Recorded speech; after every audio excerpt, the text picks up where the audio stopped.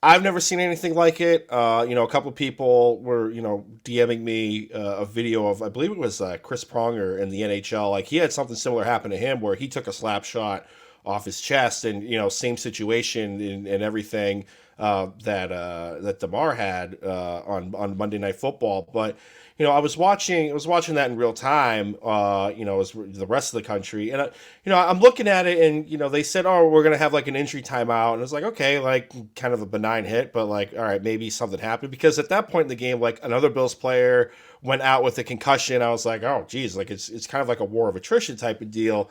And then when they came back from break and they showed the replay of him falling down, I was like, okay, this is much more than just like a benign hit and like, maybe like a mild concussion type of deal.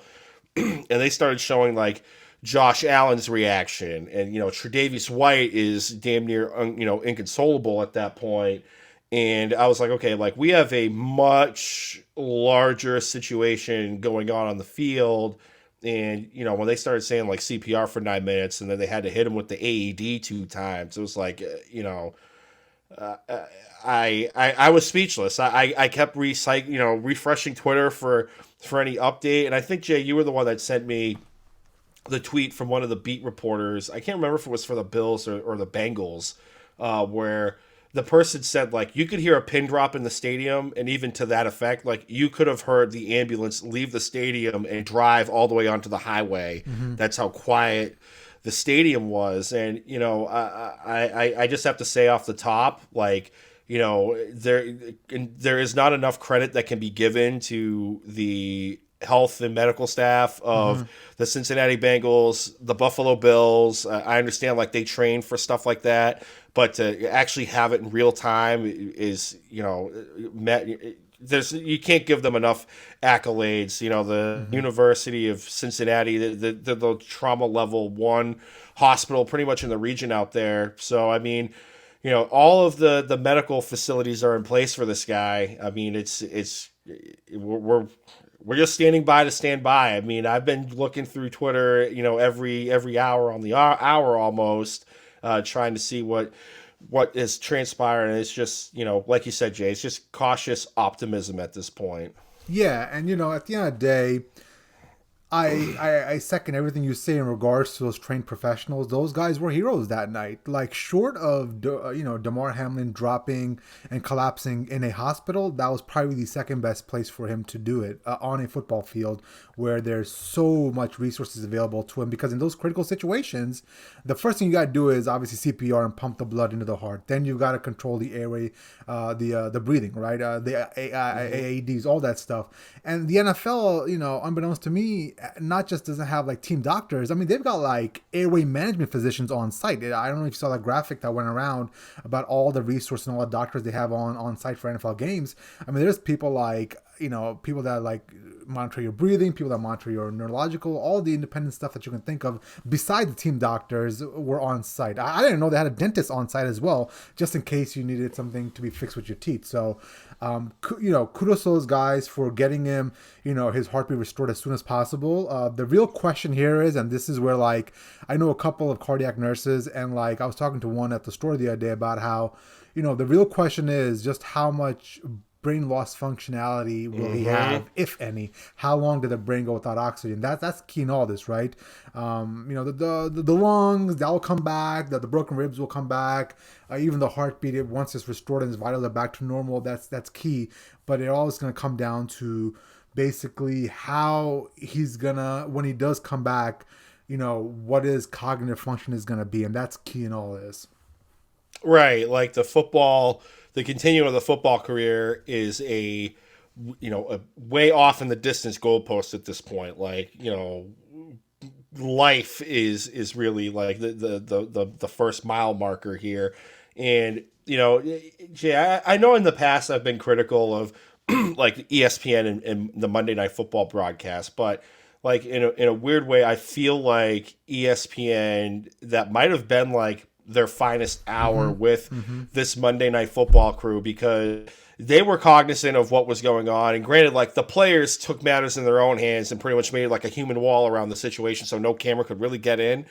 But I felt like the producers and Bristol took note of this and was like, okay, we're not going to do tight shots of this. We're going to play it back. We're going to admit that we have nothing really to report on what's going on in the field. It was tough conversations with Susie Colbert and Booger McFarland and Adam Schefter. I thought Joe Buck and Troy Aikman really handled themselves well. I know I've been a critic of Booger McFarland in the past as well too, but I mean they really earned their stripes with how they handled the situation on Monday with, the utmost, I guess, reporting integrity, you could say, having that human element and not having no problem admitting that, like, we don't really have anything to report on. We're knowing as, the same as you type of deal. And I think it was kind of their finest hour. And the head coaches of both teams, they pretty much, Jay, like, I'm not going to bury the NFL here, but they essentially took the call of the game out of the powers that be's hands. Like, there were reports going around, and Troy Vincent shot it down today, so who knows what's true. Of like, hey, like, everyone has like a 5-minute warm-up period, and we're going to go back to the game. Sean McDermott and Zach Taylor were like, that is not happening on our watch. And at one point, you could clearly see Sean McDermott mouth, we're going back to the locker room. And then, like, everyone was exchanging, like, hugs and dapping each other up. And, it was kind of weird to see the coaches take matters in their own hands. But at the same time, like, it shows where we've kind of come as, like, I guess, like, as like a society in a way, because we always envisioned, like, football players and coaches of, being the tough, gritty guys, like, we're going to play no matter what, like, regardless of what happens type of deal. But, like, the human element clearly entered this game for both parties involved. And, I can't say enough about the coaching staff, ESPN, and everything. Yeah, and I saw a lot of the hate going around for the NFL as well. And to be real, Puma, like, in these situations, we want to try to find somebody to blame, right? Like, this is such a freak accident. We're trying to find, whether it's the NFL or Skip Bayless or Bart Scott, whoever we're trying to blame.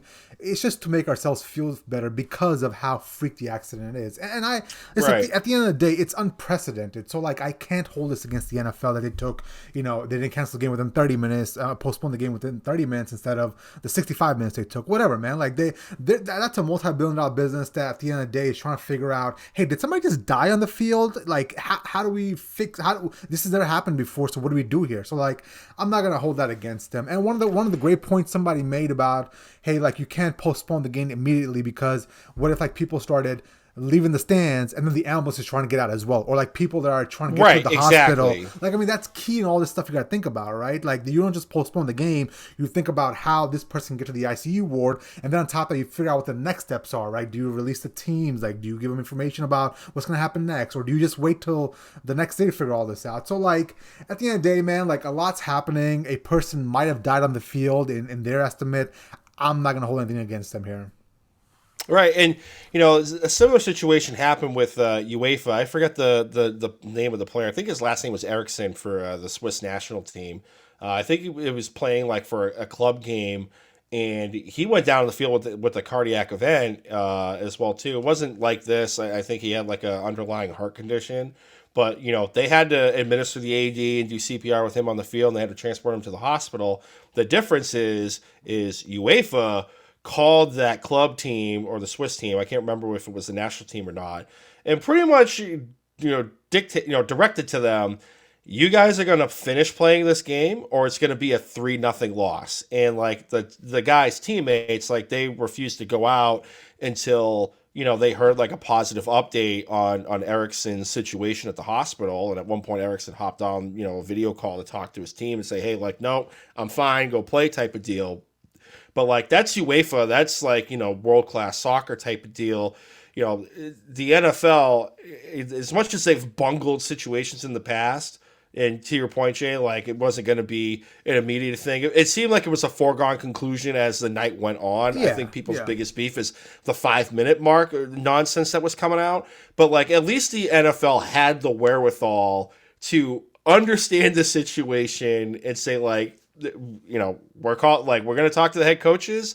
they're the ones in the locker rooms with these guys, and whatever they say, we're going to abide by their recommendation. And they decided to pull the plug, and the NFL handled this right in the end with doing the right thing. There's no way anybody would be able to play this game after that. Yeah, and I'm glad Roger Goodell made the right call. And like obviously we found out about the postponement way after what actually probably happened. I bet you the teams got information that's going to be postponed way before it was passed on to the broadcast team and then to us. So let's cut the NFL some slack here, man. They made the right call. They did the best they could in the situation. So it is what it is. And I'm glad that Roger Goodell didn't pull a Pete Rozelle, who actually forced the NFL to go on after Kennedy's assassination happened.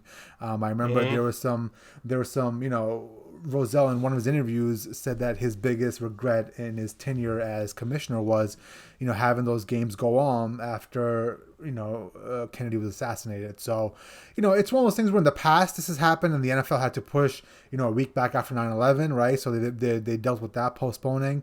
Obviously this is a different situation, but Sean Taylor did pass away for the Washington Redskins at that time, Washington football team or Commanders now. So it's one of those things where I don't know where they go from here. All I know is the main priority is obviously Damar Hamlin's health, and then obviously all the teammates and the coaches in the locker room that are traumatized by this, right? So whatever time they need, whatever they got to do. They played the Patriots, quote unquote, this Sunday at 1 p.m. I don't know if that's going to go through. Seems like all indications are that the game will be held, but who knows, man? If those guys need more time, then more power to them, and that's something you can't.